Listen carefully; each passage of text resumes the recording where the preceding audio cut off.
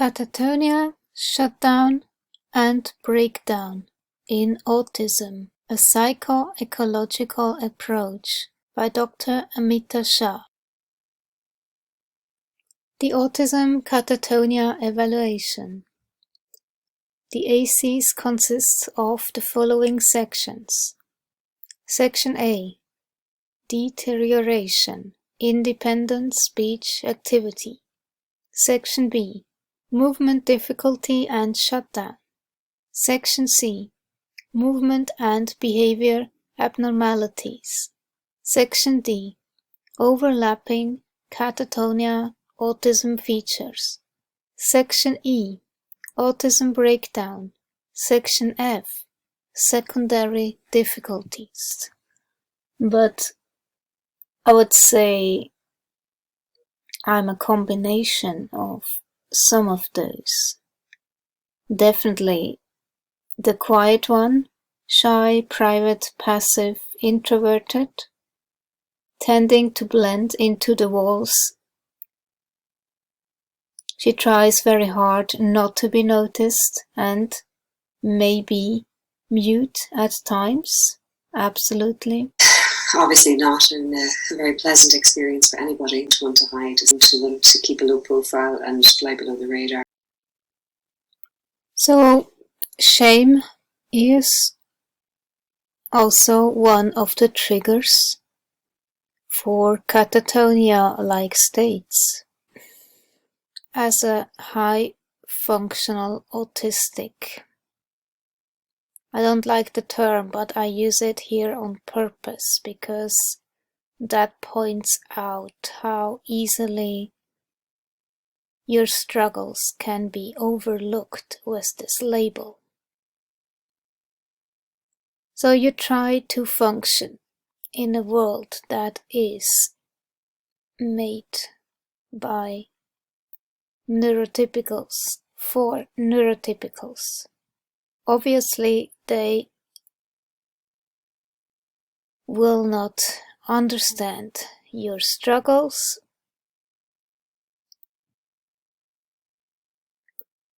and you try to adapt. You mask and you fawn to the point of being traumatized, crossing the line. And when the line of tolerance is crossed, when your anxiety gets so high you can no longer cope, you are unable to mask any longer, you get into a freeze and shutdown. It's just too much. And you have to withdraw completely. And for some of us, the result is shutdown and catatonic states. Gail lives in New Zealand. She contacted me in desperation for confirmation of her diagnosis of catatonia, which she knew applied to her. I am including her story in here as it illustrates how catatonia can intermittently cause temporary shutdown and other debilitating phenomena in autistic people who are able to function really well at other times. They are able to study at university and be in employment, provided they get recognition and support for the catatonic episodes. Gail also exemplifies many high-functioning individuals in the UK and worldwide who contact me with similar stories and are desperately trying to get relevant help and support. Some of these people have lived and struggled with the episodic and intermittent catatonia-type difficulties all their life, and are only realizing recently that their difficulties have been due to catatonia. In certain situations, Gail was unable to talk and became totally mute. Her support worker reported that on one occasion Gail went mute for over an hour. During these episodes, Gail felt as if her vocal cords were stuck and she was unable to speak. In general, Gail struggled to communicate verbally due to these difficulties and preferred to communicate by writing. Gail had brief episodes of becoming totally absent and unresponsive suddenly. These had been noticed by her support workers, mental freezing and shutdown. Gail showed lots of hesitations and pauses during motor activity, which had been observed by the occupational therapist. A psychologist who had assessed Gail had noted her freezing and shutdown as unusual behaviors as follows. In session, there have been instances when Gail appears to freeze in position and behaves in an unusual manner. Her responses at these times will completely freeze. She does not respond to any instructions or communication. I do that too. She maintains a fixed eye gaze, and there is absence of any verbal communication. On one particular occasion, in session, she engaged in this behavior towards the end of the session, and continued to engage in this behavior for 40 minutes. Feels familiar. Gail carries on stoically with pursuing her life goals and bravely fights and overcomes each hurdle that comes her way. Her life has been made a bit easier with the diagnosis of catatonia, in terms of others understanding her and providing her the right kind of support and funding. However, the problems and the struggle continue, but she does not give up. Kevin is a young man in his 20s, on the autistic spectrum with extremely high intelligence, with some cognitive abilities in the gifted range. He has the most gentle, kind, friendly, and endearing personality. His ambition is to work in the computer gaming industry, to which his intelligence, special skills, and interest would be extremely well suited. Despite his high intelligence and capability, Kevin has underachieved, both academically and in his independence and social development. Although Kevin likes people and is extremely friendly, kind, and empathetic, his social interaction and social life have been affected severely by his passivity and debilitating autism, stress, and anxiety. Kevin has had a tendency to internalize his anxiety and stress and non-coping, and mask his difficulties outside home. From age 9, he has been treated with a variety of psychiatric medications and psychological therapies, including cognitive behavior therapy, solution-focused therapy, and family therapy. Kevin did not improve, but continued to deteriorate. Of course it did. How should medication work? None of the professionals involved recognized Kevin's long-standing features of catatonia and the subsequent severe catatonia and autism breakdown. The professionals concerned did not link the severity of his catatonia to the psychiatric medications. Kevin now shows a complex pattern of autism-related breakdown, which includes complex catatonia at a physical and mental level, and overlap with compulsive thoughts and behaviors.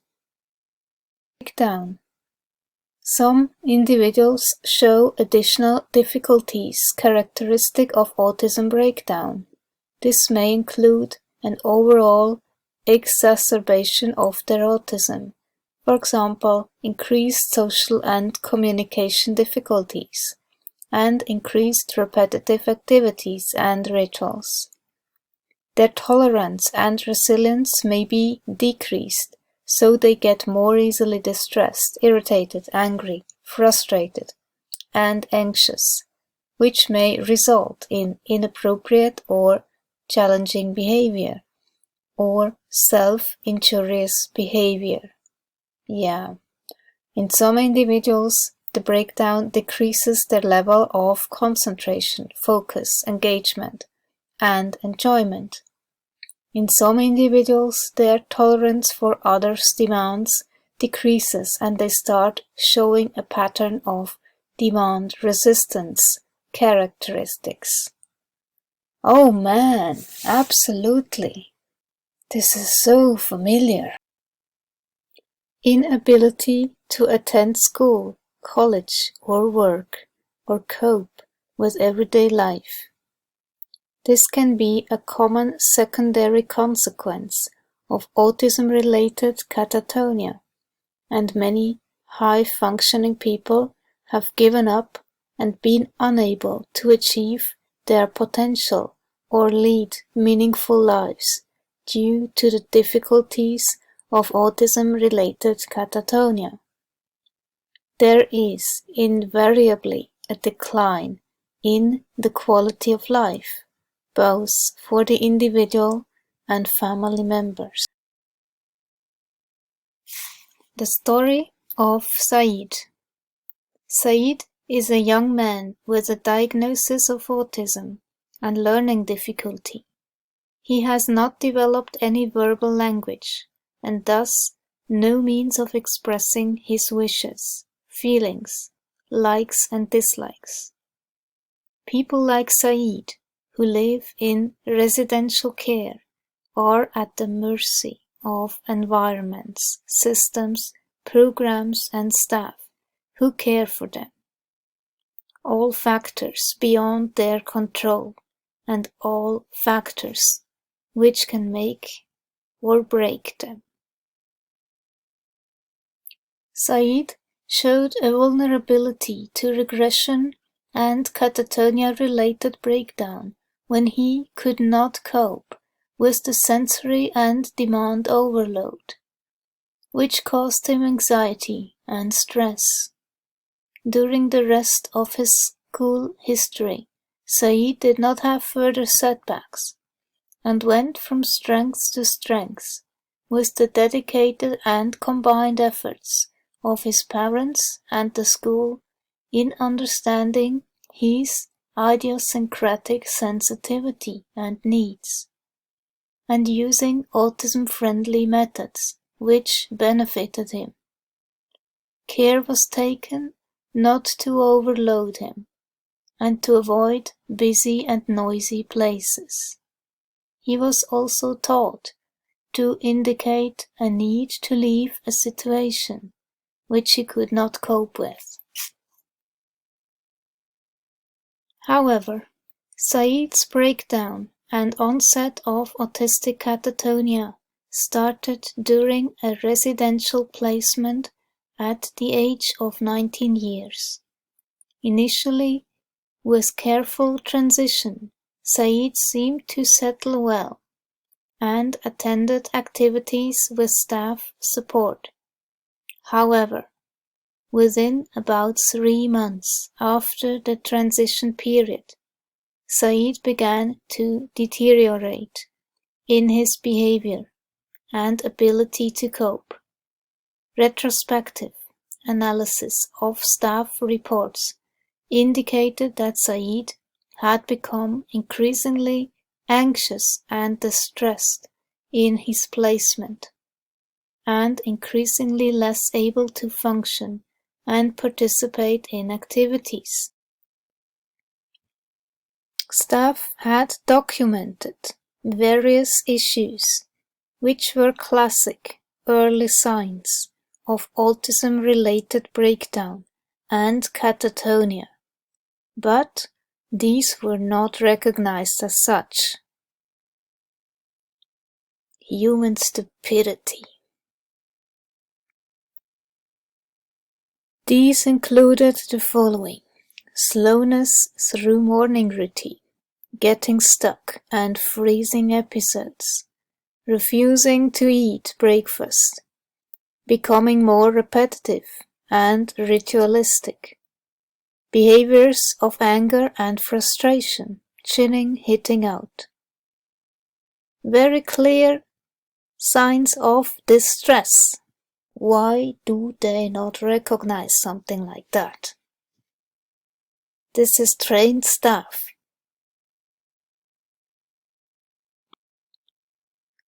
From the concerns and detailed documentation, there were very obvious factors in the environment and management which would have been traumatic for Said and made him extremely anxious in view of his profile of severe autism and specific needs.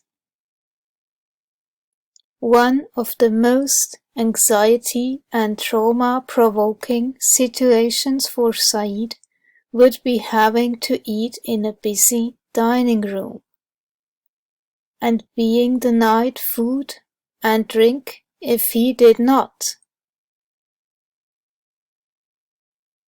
That's so stupid. So that's a double trauma. Also, once Said started breaking down and not coping, he would have found it traumatic to participate in group social events. Of course, I can totally understand that. And his anxiety would have escalated. But the signs were not picked up, and he was not taken out of the situation. Even when Said asked to leave situations, this was refused by the staff. And that's exactly where trauma sets in. When you are surrounded by fucking ignorant people. Man, this really triggers me.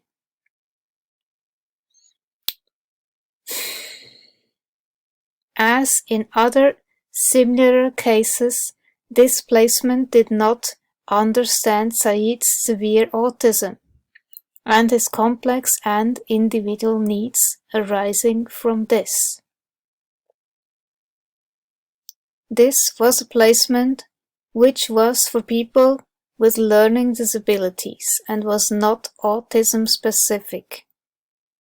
However, I have come across a similar lack of understanding in autism-specific placements, which are supposed to be specialists in autism. Said's severe anxiety state and the breakdown and the pattern of autism-related catatonia continued to progress after he returned home. This would be the expected patterns, as the negative effects of the traumatic distress and anxiety would have long-lasting impact in a similar way to that seen in people suffering from post-traumatic stress disorder. Of course, absolutely logical to me that this would happen. Said was frightened to leave the house or to change out of his pajamas. And this is exactly what triggers me when people are this kind of fucking ignorant and don't know what they're doing and traumatizing people with their ignorance. Catatonia as shutdown. Autistic children and adults can show a temporary shutdown of social interaction and communication, at times of acute severe stress and anxiety, such as exams.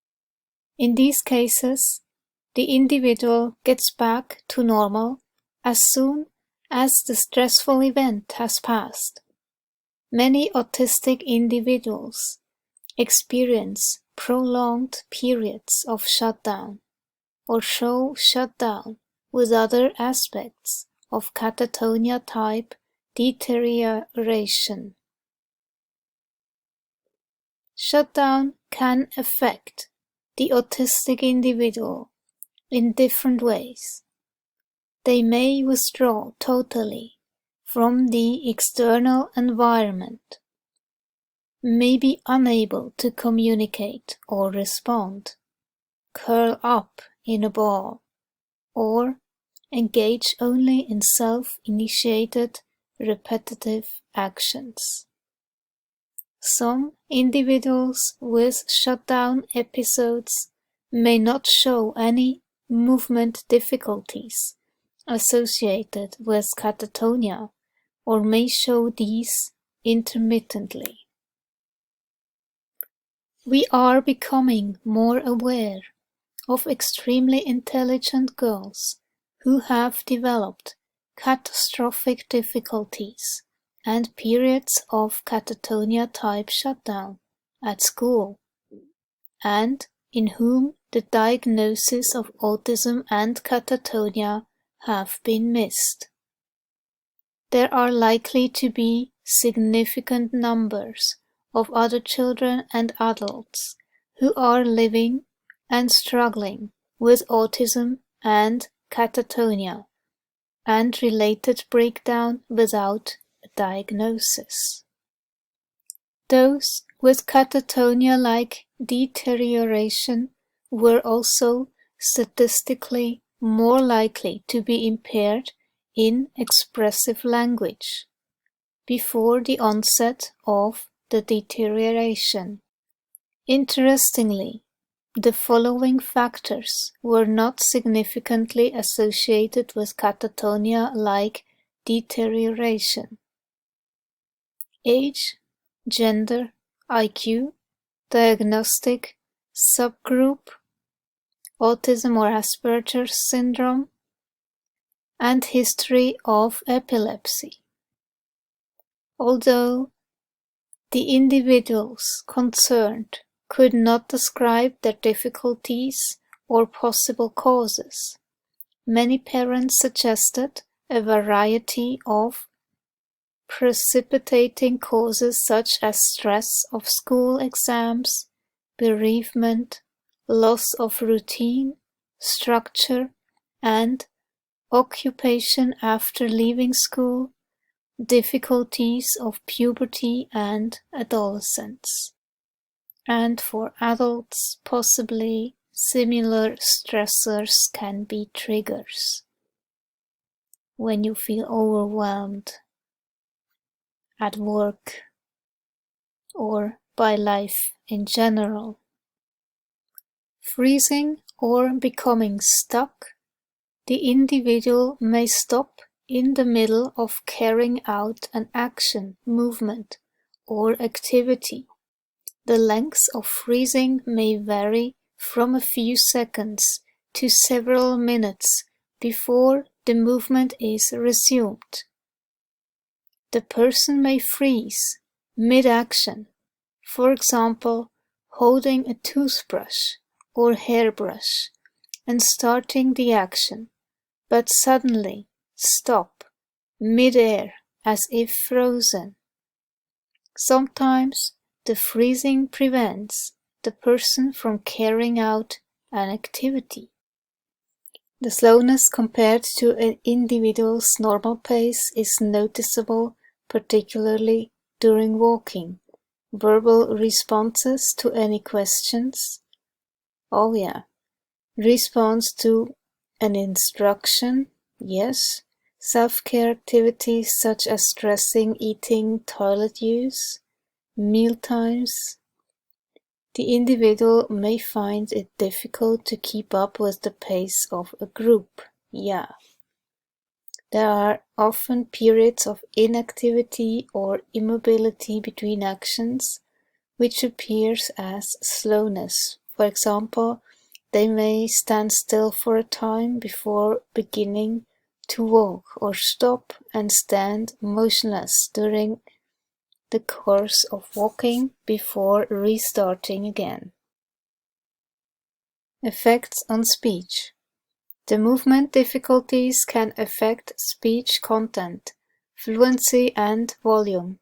Often someone who has been able to speak fluently and communicate well starts talking in a whisper or hesitates a lot, which appears like a stutter, or generally talks and communicates a lot less than previously. Speech difficulties can progress to severe levels until the person becomes mute, either all the time or in certain situations. Yeah, that's absolutely true for me. Periods of shutdown. Some individuals may show short or prolonged periods of shutdown, sometimes intermittently with any of the other difficulties. So periods of shutdown for me can take several days or sometimes even weeks. It depends. When there was a big trigger, it can really last for weeks until I have recovered, and then I withdraw. But in the moment with a person, I just stop talking. I basically freeze. And then the best thing would be actually to remove myself from the situation. Shutdown refers to the individual withdrawing and being unresponsive and uncommunicative. Some individuals curl up or stay in bed and appear cut off from everything around them. Some individuals, especially those who are high-functioning, seem to get stuck mentally and develop repetitive thought patterns and mental rituals and become locked in these. In some individuals, the mental freezing can occur together with physical freezing or separately on its own. There may be an increase in severity of repetitive movements, repetitive and ritualistic behaviors, and thoughts, and/or an onset or increase in irrational fears. Social withdrawal and communication problems. Some individuals who had previously enjoyed family get-togethers and social occasions are no longer able to do so. family, friends, and carers find it more difficult to get through to them and engage them in conversation. So here is a story of Nina I can relate to a lot, although I kept functioning. I was never that catatonic that I needed support and prompting, because that would have caused shaming. I kind of felt the push to be independent and not an embarrassment to the family. So I kept flying under the radar as much as I could. But the story of Nina was a bit different. Nina was a young girl with a diagnosis of autism and severe learning difficulty. She was described as a girl with a sparkle and a smile, and bringing joy to all who knew her. She loved singing and had perfect pitch. She loved school, home, routine, and being around people, and had a great capacity to live for the moment and enjoy everything that life offered her. She was in the passive group and happily engaged with life and activities organized by others. Nina had a fascination with Lourdes in France, which she had enjoyed visiting regularly with her parents. Nina's life started changing with the onset of puberty, and change to senior school. She became less tolerant to stress and changes, and started becoming withdrawn and uncommunicative. Her smile disappeared, and she gradually began to need prompting. There were also increased demands at school due to a change over to senior class, with changes of teachers and routines. Unfortunately, the early signs of Nina's onset of catatonia and related breakdown were not recognized. Nina continued to deteriorate and started having increased periods of time out of school, resulting in further loss of routine, structure, and stimulation. Various psychiatric medications were tried, but these only increased the severity of her catatonia. It seemed a most cruel stroke of fate, and combination of factors which took away Nina's smile, her singing, sparkle, and joy of living. Social and communication aspects. Nina showed increased passivity, increased social withdrawal, and partial and total mutism. Given Nina's personality and interest in positive engagement with others, it was highly likely that the catatonia made it impossible for her to engage with others and express herself. Chloe has been able to write and talk about her subjective experiences during episodes of catatonia. This has given me tremendous insight and helped me understand of catatonia in more able people like Chloe, and also in autistic people who do not have or have lost the capacity to use speech to describe their experiences and feelings. I was most struck by Chloe's descriptions of the intense emotions he experienced internally, but being unable to show or express these outwardly during her catatonia episodes. I had often wondered about this during my encounters with autistic people, with or without catatonia, who were unable to express any emotional feelings.